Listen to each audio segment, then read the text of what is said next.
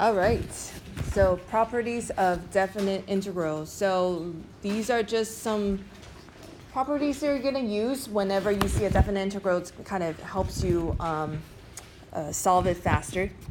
If you have an integral from a to b of a constant means the graph is just a straight flat line, right? So then the area underneath that curve is just this flat line times however high, basically however long it is, right? So kind of think about it. This is a flat line, C, and then you're trying to figure out the area from A to B. So it's just the area underneath here, which is the length from A to B times the height C, right? It's just a flat square or a rectangle. So basically it's C times B minus A. So this applies when C is a constant. Okay, because the constant means that it's just a flat horizontal line, and you're trying to look for the area underneath the curve, so that's going to be a rectangle. Okay, next. If you have an integral from a to b of a function plus or minus another function, very simple, you can apply the integral separately to two functions. So you can do a to b of f of x, evaluate that first, and then plus or minus depending on the question. And then from a to b again, but this time evaluate g of x. And I forgot dx on all this. Okay, so basically, if you kind of want to think about it, you could kind of distribute or basically evaluate the integral of each function individually.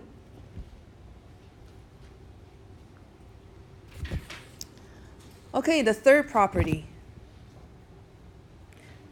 If you have an integral of a constant multiplied by a function, you can just take that constant out first. So take that constant out and then evaluate the integral from a to b of f of x dx. And then multiply that constant later. Sometimes helps the evaluation go a little faster.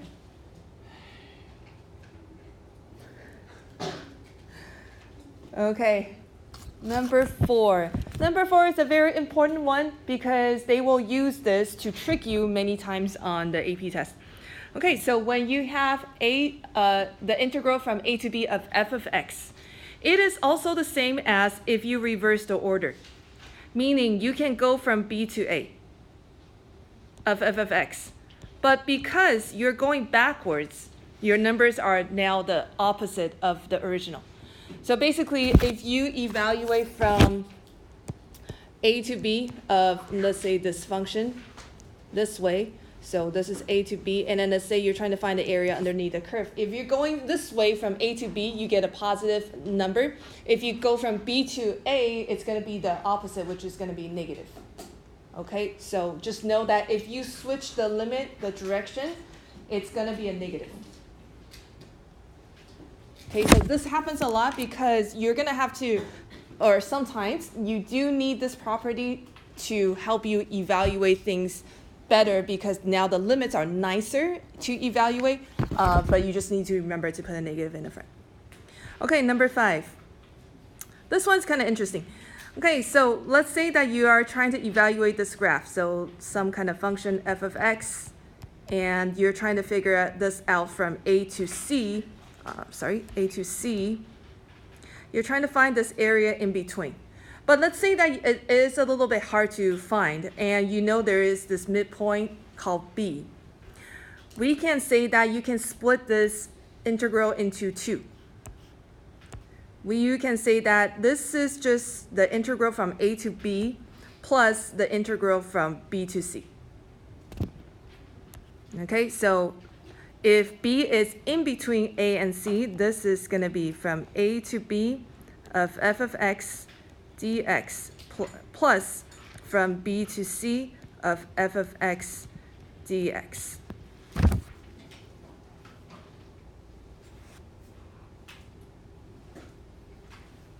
Okay, because you're just trying to find the area, so you can take this piece plus this piece and so on. All right. Number 6. If f of x is a function that is greater than 0, meaning this function is just above the x-axis. For a less than x less than b, meaning the order a to b is from small to large, the integral from a to b of f of x dx has to be greater than or equal to 0. So if your function is above the x-axis and you're trying to find the area has to be positive. Does that make sense to everybody? So if you have this curve that is above the x-axis, you're trying to find the area has to be positive. Okay, now if you have two functions, f is bigger than g for a to b, then that means from a to b, the integral from a to b of f of x dx has to be greater than or equal to a to b of g of x dx.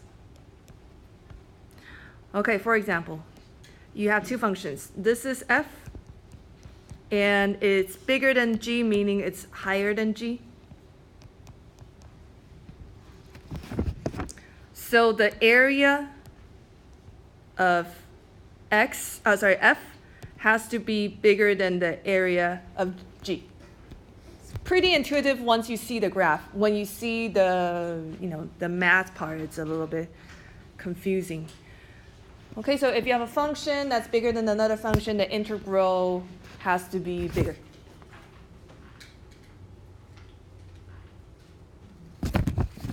Okay, last one. If little m is smaller than or equal to f, smaller than or equal to big M, and this m, both m's are just constants, then m times b minus a has to be less than or equal to a to b of f of x dx less than or equal to big M b minus a. So something like this. Let's say that big M is this line. Little m is this line, and then f is somewhere in between. So it's saying that the area from a to b, so something like this, has to be smaller than the area of this rectangle, but bigger than the area of this rectangle. Yes? M is a constant. M is a constant.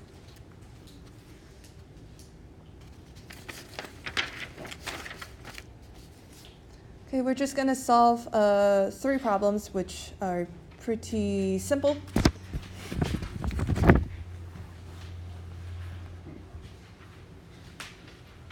Everyone's good.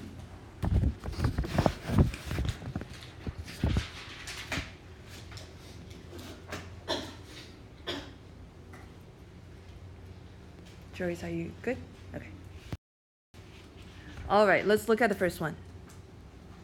Suppose that integral from 0 to 10 of f of x is 17, and integral from 0 to a of f of x dx is 12. Find integral from 8 to 10 f of x dx. Okay, so the whole thing from 0 to 10 is 17 units. The area is 17. From 0 to 8 is 12. The question is, what is from 0 to 10? 8 to 10. 5, right? So basically, just know that from 0 to 10, it's whatever it is. It has to be equal to, if you cut this area into 2.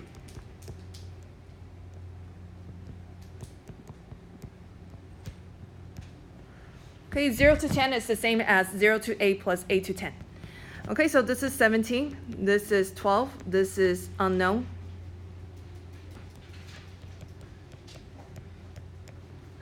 So then just use the subtraction property. So this is gonna be 5. Easy stuff.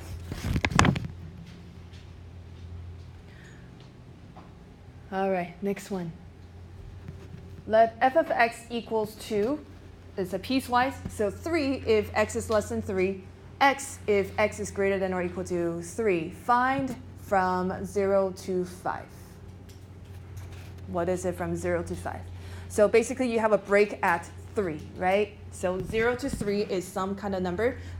3 to 5 is another number because of the piecewise.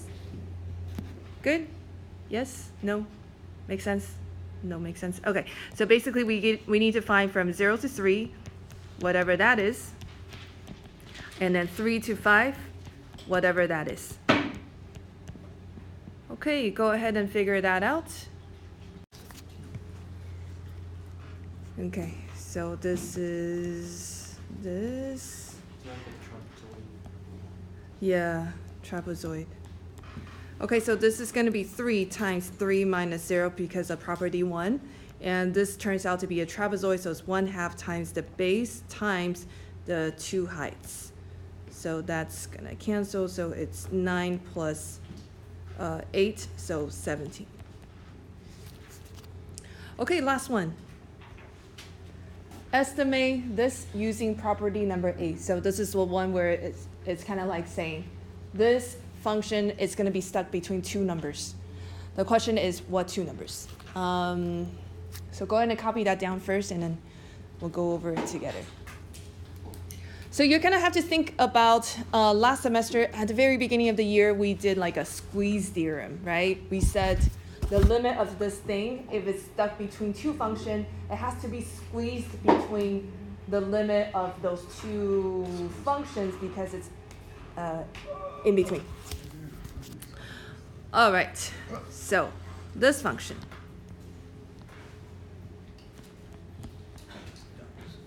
has to be between 2 functions. The question is, what are those 2? M, little m, and big M. Not 0 and 1. 0 and 1 are the x values. It has to be stuck in between the 2 y values. Right, so it has to be stuck in between this and this. The 2 limits. Okay, so yeah, that's going to be a 1.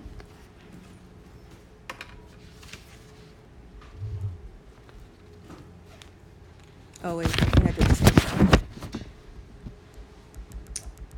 Sorry about that.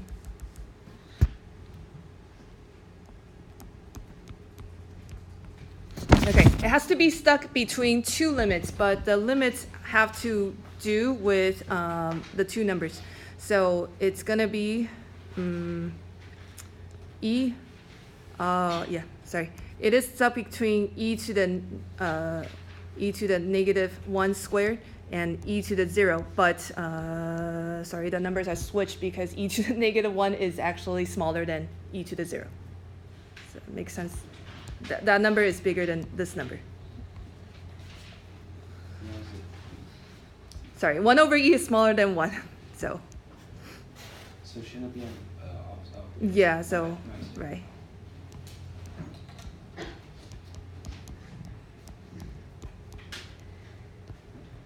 Okay, 1 over e less than or equal to 0 to 1 of e to the -x.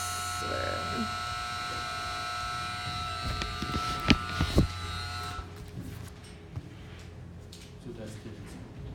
Yes. It's just to prove that this function is stuck in between. There's, it's just property number 8. It's not to evaluate a value.